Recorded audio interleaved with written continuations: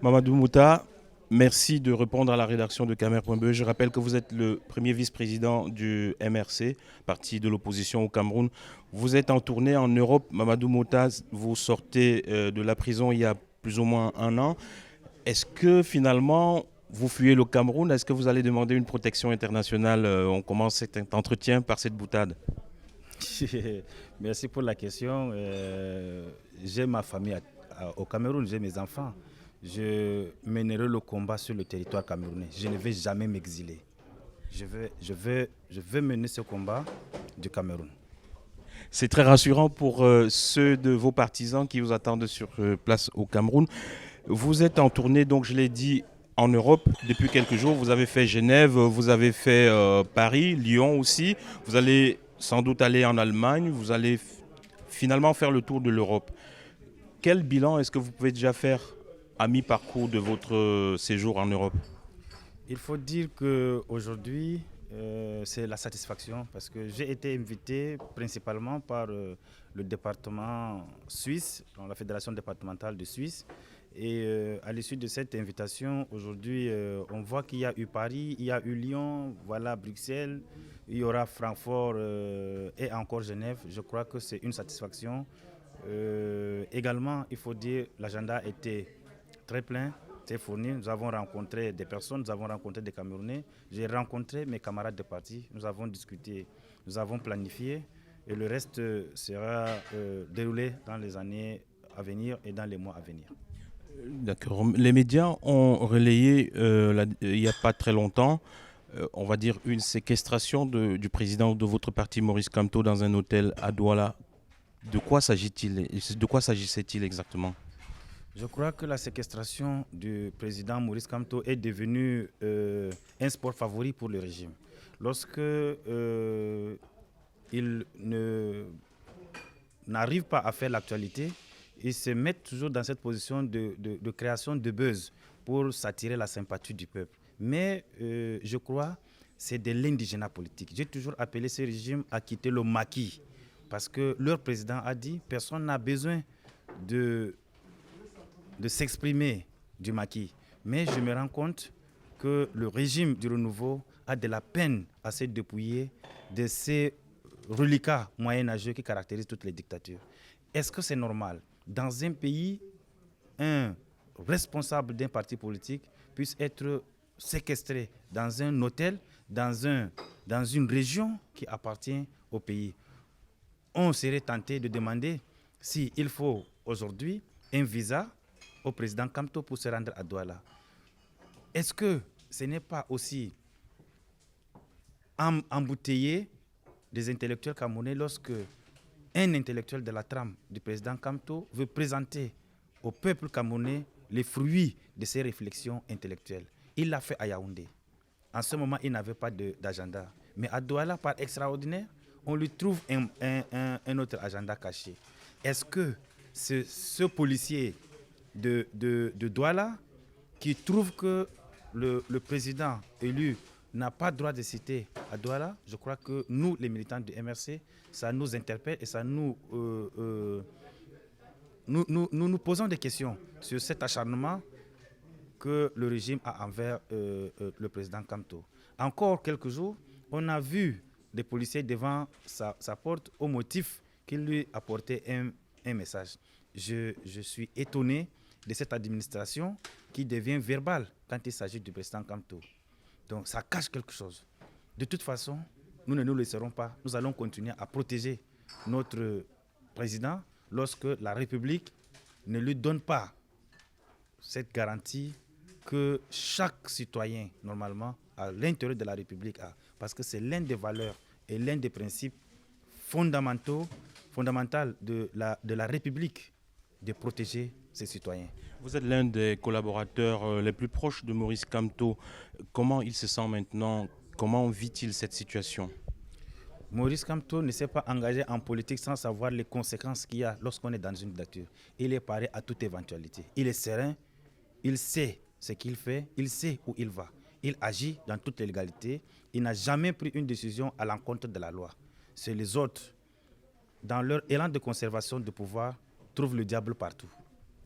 Et alors, un autre pan de l'actualité au Cameroun, maintenant, on a vu à travers les réseaux sociaux, à travers les médias, un conflit ethnique qui est en train de s'embraser pour l'instant dans le grand nord du Cameroun, notamment dans la région du Logone-Chari. De quoi s'agit-il, sachant que vous êtes originaire de cette partie du Cameroun? Ce qui se passe aujourd'hui à Kousseri est l'irresponsabilité et le cynisme du régime Biya.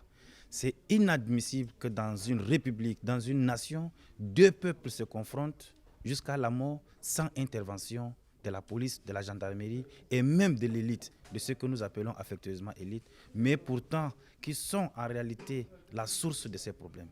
Le Logon et Chari brûle aujourd'hui parce qu'il y a une inégale redistribution des richesses, parce que les populations n'ont pas accès aux ressources naturelles. Pourtant, notre pays déborde de richesses.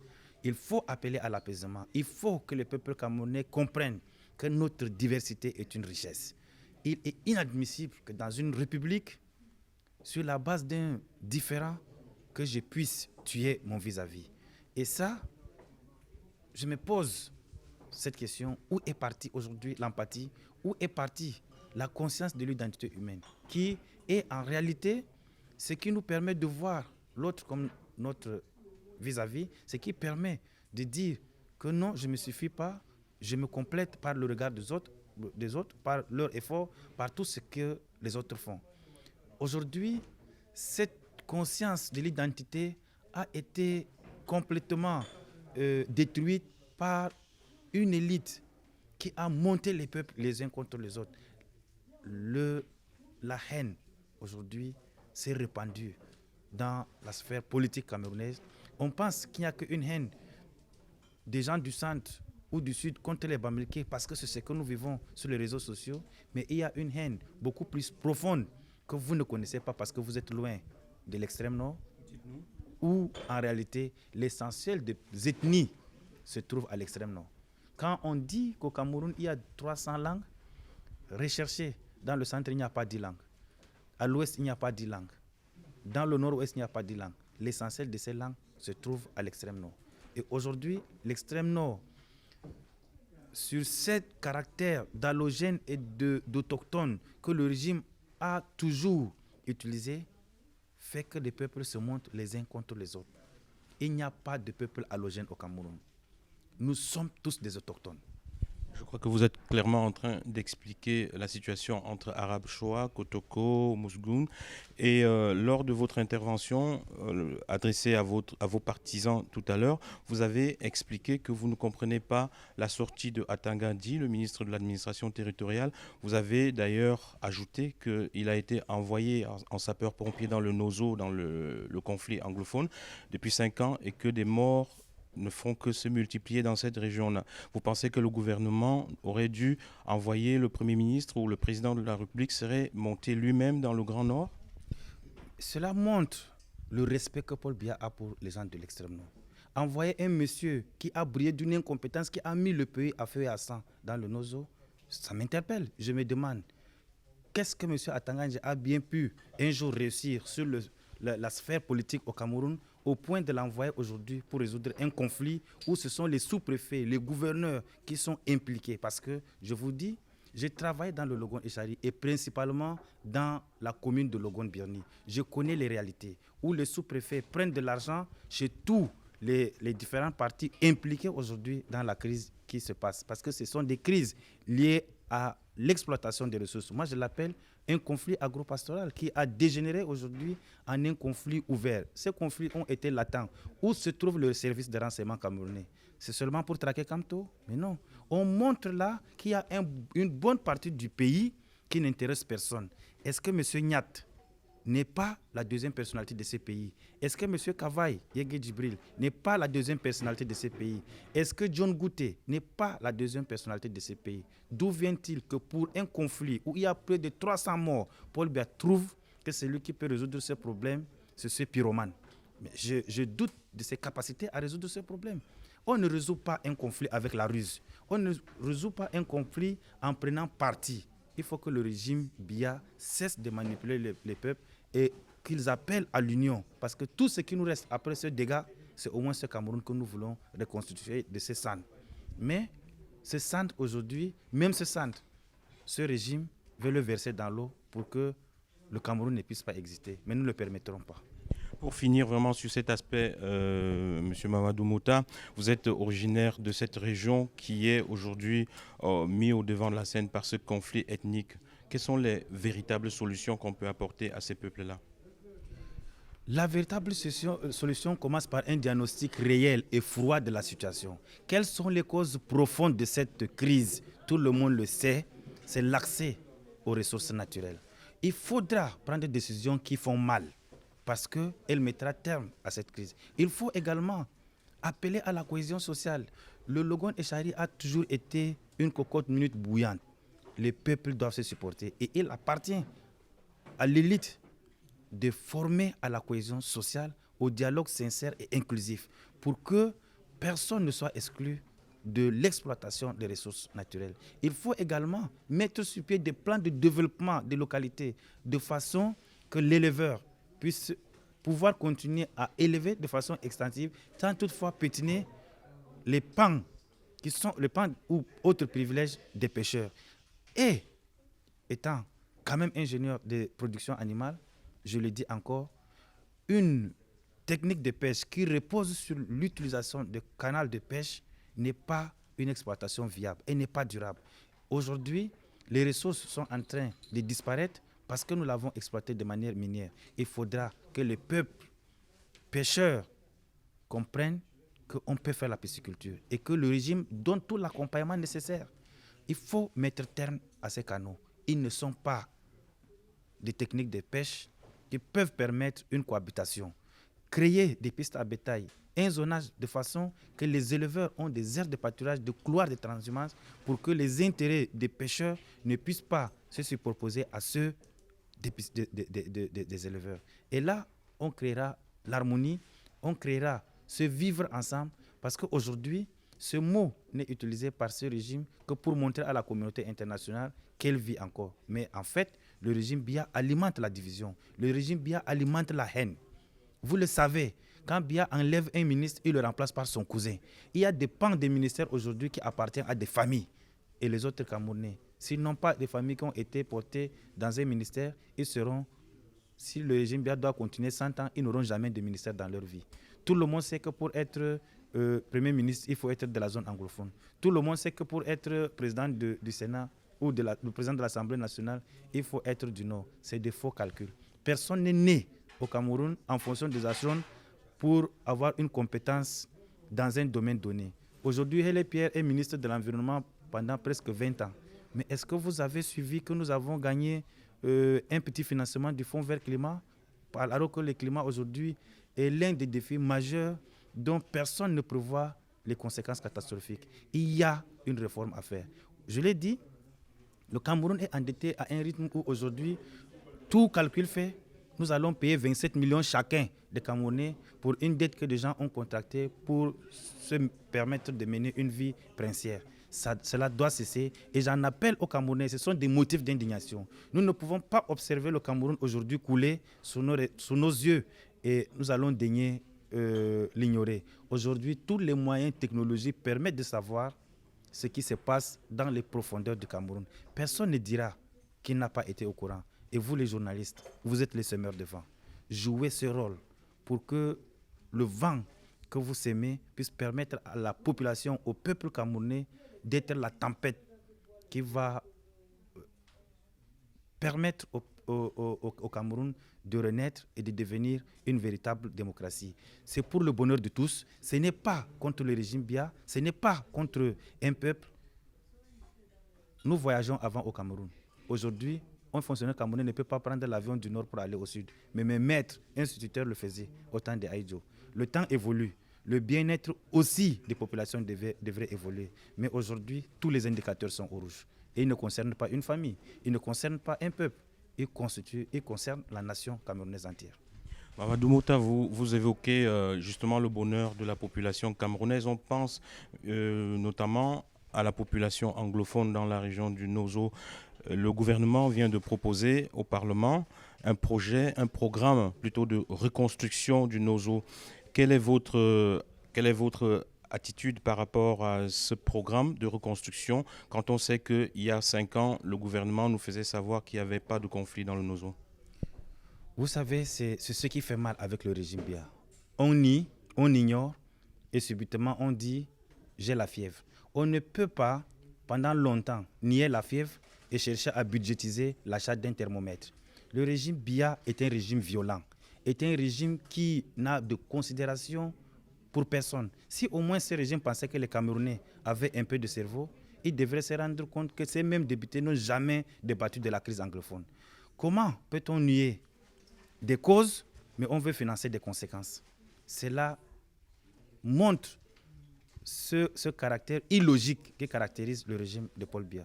Budgétiser la reconstruction vient à reconnaître que pendant 5 ans, le régime a menti sur la réalité de la crise anglophone. Ils ont menti sur les morts. Nous avons perdu plus de 1200 soldats. Nous avons les noms, nous avons les grades, nous avons les villages de ces soldats. Ce régime nie. Mais aujourd'hui, veut reconstituer. On reconstitue quoi? S'il n'y a pas eu de destruction, s'il n'y a pas eu de dégâts, qu'est-ce qu'on reconstruit? On ne reconstruit pas une maison neuve. On la réfectionne dans le meilleur des cas. S'il y a reconstruction, ça veut dire que le régime dit aux Camerounais qu'il leur a menti. Et j'appelle le peuple camerounais à prendre ses responsabilités. Je l'ai dit tout à l'heure, le peuple a toujours voté parfois contre son propre intérêt. Mais le peuple camerounais en 2018 avait voté pour qu'il y ait alternance. Mais les fonctionnaires qui n'ont jamais levé une roue, parce que ce n'est pas des producteurs de biens matériels, ils ne travaillent pas, ils signent seulement les papiers. Ceux qui sont au champ, ceux qui sont dans les garages, ceux qui font le taxi, ce sont eux qui payent les fonctionnaires. Que les fonctionnaires cessent, qu'ils libèrent le Cameroun. J'ai été fonctionnaire, je connais la souffrance du fonctionnaire. L'alternance ne se fera pas contre les fonctionnaires. Aïdjo est parti, les fonctionnaires sont restés. Paul Biya est venu, il partira, les fonctionnaires vont rester. Que les fonctionnaires fassent un sursaut d'orgueil, qu'ils soient une source de bonheur pour le peuple, pas une source qui maintient l'oppression parce qu'ils courent derrière une carrière. L'alternance, justement, en démocratie, s'opère par voie des élections. Et vous avez évoqué les élections, le système électoral camerounais avec vos compatriotes ici à Bruxelles. Est-ce que vous suivez l'actualité footballistique au Cameroun? Samuel Eto'o a été élu président de la Fédération camerounaise. Mais je vous interpelle sur le système électoral qui a été mis sur pied pour cette élection, le système de bulletin unique. Est-ce que ça vous parle, vous, politiciens? Ça nous parle. Ce sont des recommandations que nous avons données dans nos propositions au régime pour qu'on ait des règles de jeu consensuelles. Mais vous savez, ils savent ce qui est bon, ils savent ce qui est juste. Mais comme ils n'ont qu'un savoir-faire dans la ruse, dans la duplicité, la malignité, ce qui caractérise le mal, ils n'accepteront jamais ce qui est bon. Donc, les magistrats camerounais brillent quand il s'agit de ce genre de choses. Mais quand il s'agit de la démocratie, quand il s'agit de dire, ils vont vous dire irrécevable.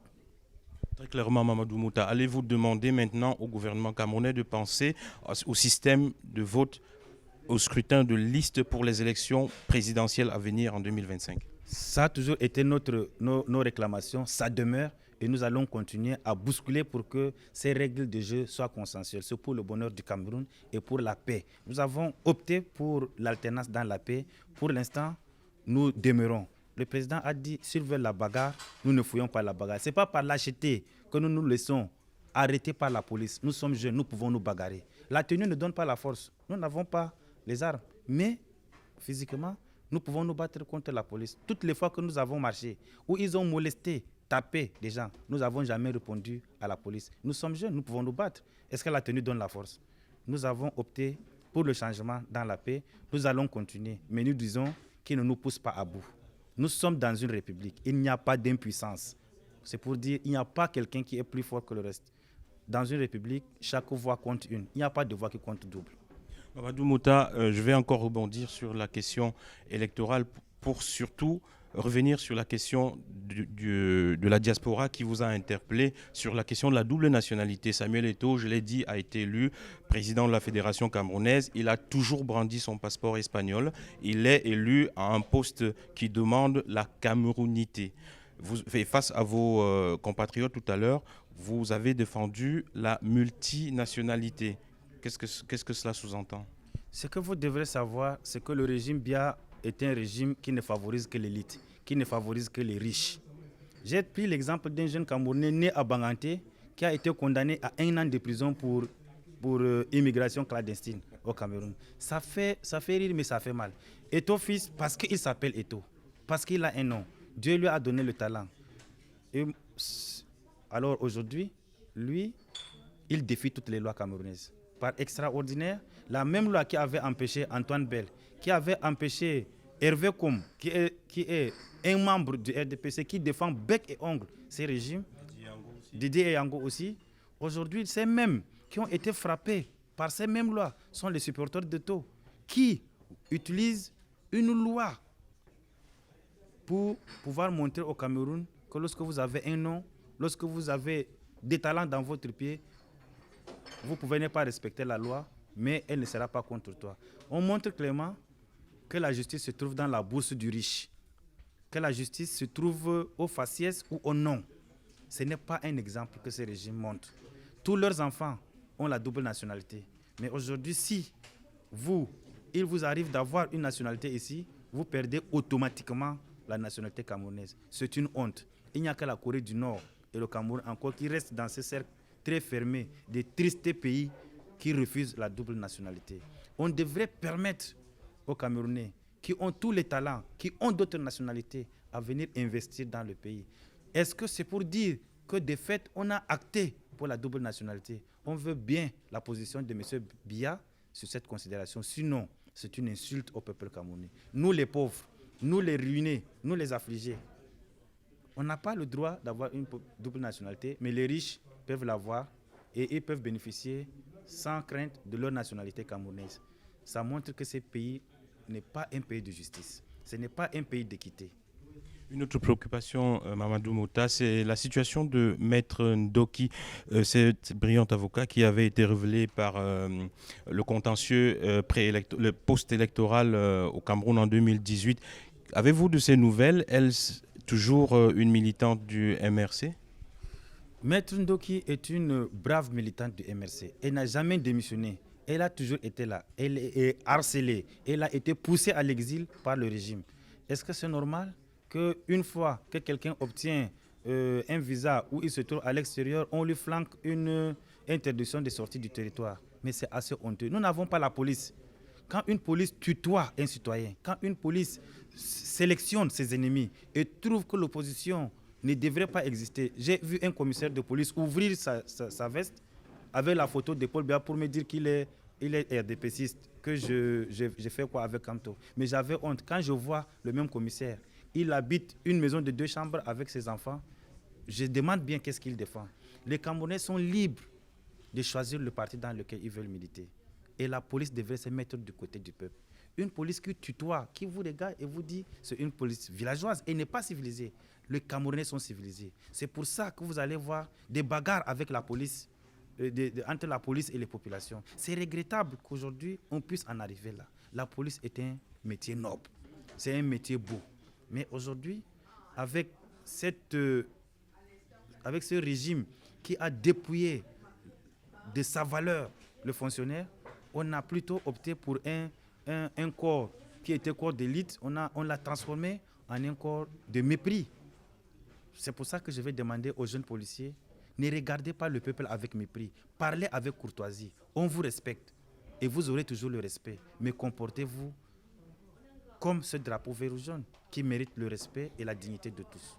Monsieur Mamadou Mouta, nous allons sortir de cet entretien par un autre sujet d'actualité. Covid-19, vous êtes en train de voyager à travers l'Europe au moment où cette pandémie reprend du poids de la bête. Est-ce que vous êtes vacciné contre le Covid-19? Oui, j'ai pris mon vaccin Johnson & Johnson. Donc, j'invite les Camerounais qui veulent le prendre à le faire. Moi, je ne suis pas un complotiste. Si on veut nous tuer, ce n'est pas dans le vaccin contre le Covid qu'on va... On n'a qu'à mettre ça dans les paracétamol.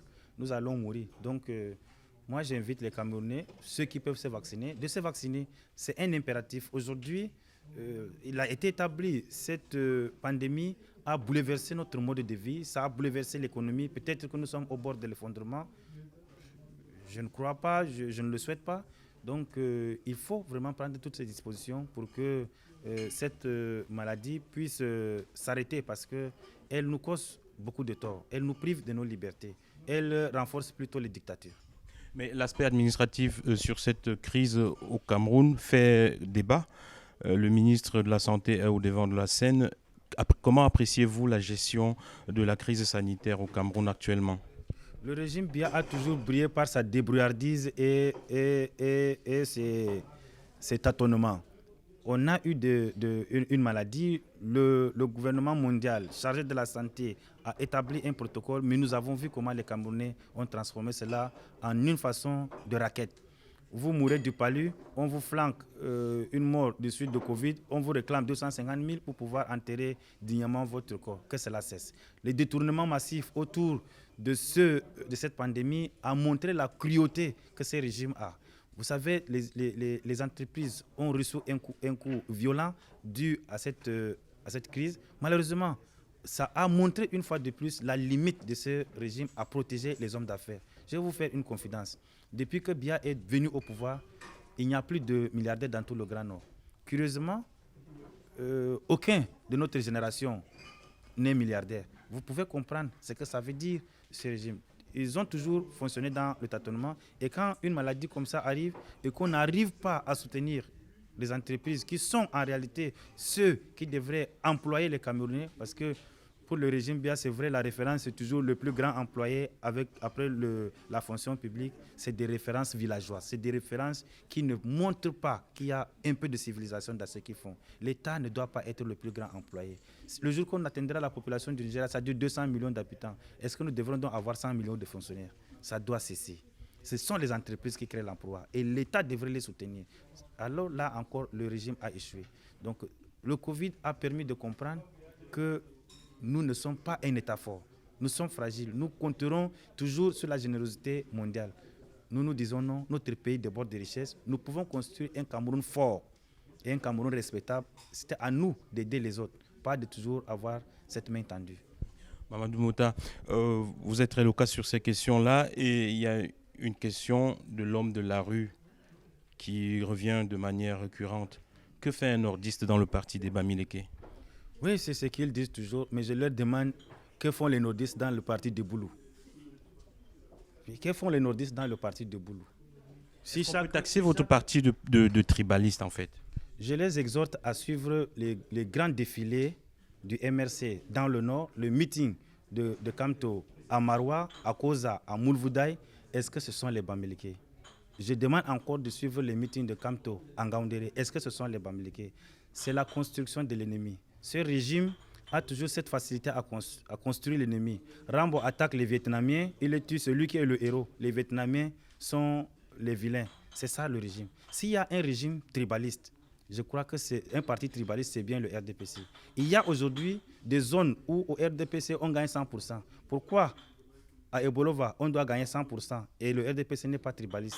Dans le centre, certains ont trouvé que en faisant alliance peut-être avec le Boulou et proche et qu'on a 100%, c'est normal. Mais on refuse les Bamileke. Mais tous les terrains qui sont vendus aux Bamileke, est-ce que ce sont les Bamileke qui ont vendu aux Bamileke? Que les gens cessent de stigmatiser les partis politiques sur la base tribale.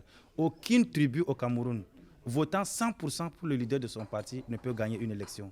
Que les gens cessent. Aujourd'hui, le RDPC a une coloration tribale dans tous les villages. On sait que l'élite est montée l'une contre l'autre au sein de la même tribu. Allez dans le maillot d'Anaï. Aujourd'hui, il y a une guerre ouverte entre un député du RDPC contre le secrétaire d'État. Est-ce que ce n'est pas une ouverture tribale? C'est la tribalisation. La même chose à Tokombéré. À Tokombéré, on dit clairement que le MRC c'est un parti de Zulgo, c'est-à-dire parce que je suis Zulgo et que le MRC est un parti de Mada. Qui le dit? C'est le RDPC. Quand l'UNDP avait encore le vent en pourpre dans le Grand Nord, les mosquées ont été divisées. Le mosquée de l'UNDP, le mosquée du RDPC. C'est toujours le RDPC qui le fait. S'il y a ceux qui font la propagande de la haine, de la violence, c'est le régime du RDPC. Vous avez vu le renouvellement des organes de base. Ils étaient seuls dans leur propre camp. Vous avez vu le déferlement des violences. On se demande si nous, le peuple camerounais, ne regrettera pas un jour notre tempérance et notre réserve. Mamadou Mouta, vraiment une dernière chose. On se souvient en 2018, du fameux mot irrecevable.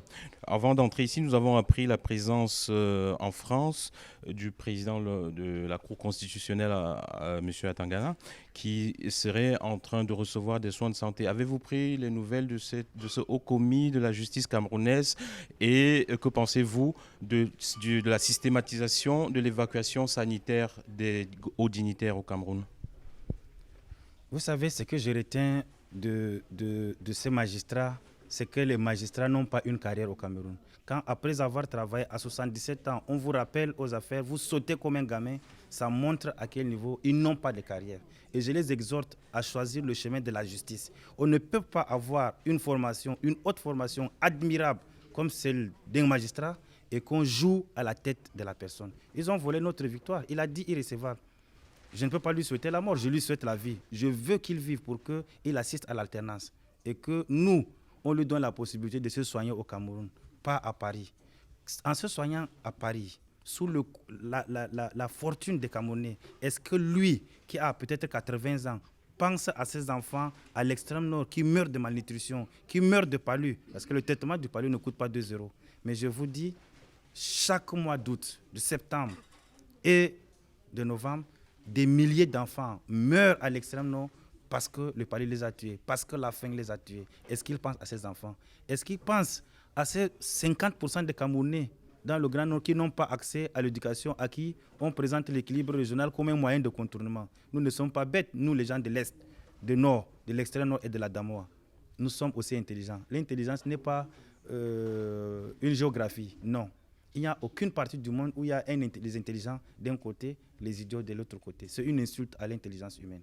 Nous devrons construire une nation. Et qu'à un âge, quand on est fatigué, on doit se reposer.